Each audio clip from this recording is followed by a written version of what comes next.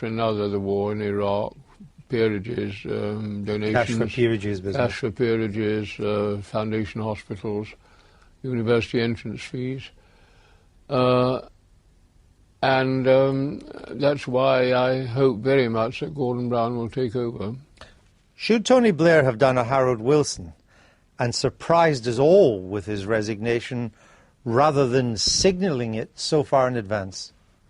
Well, he should have gone much earlier. Harold had the sense to go when, you know, he knew he was getting past it, and Tony hasn't had that sense, which is a great shame.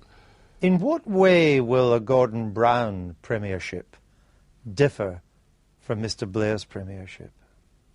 I think he'll give a much more coherent feel to the country about what the Labour Party is for.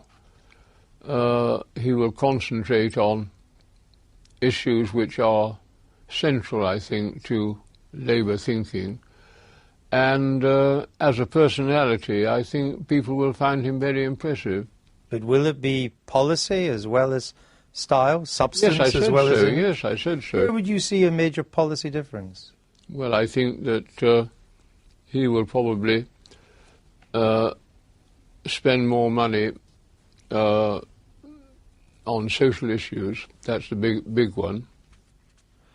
You said policy. On one policy, he hasn't differed from Mr. Blair, and that is you played a seminal role in keeping our independent nuclear deterrent when it was Polaris. Yeah. Mr. Brown says he now wants to update or succeed Trident. We stay a nuclear power. Is he right or wrong? I think he's wrong on that. Myself, I don't think we need nuclear weapons any longer.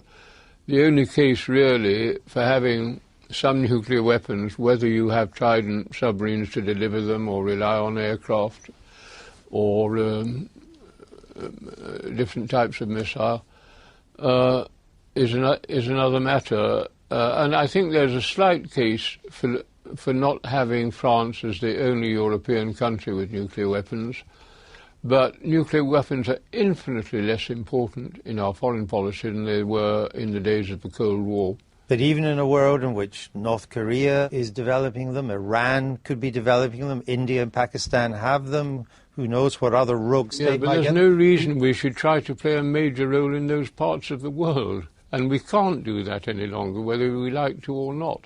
So, because these countries are much more coherent and stronger economically and politically than they were in my time. So Britain should cease to be a nuclear power in the 21st century? I think the only case is really a political one. I think the military case now for nuclear weapons is gone, but there is a case for having them, partly because we can have a little more influence than we otherwise would have in Washington, and partly not to leave France as the only European country with nuclear weapons.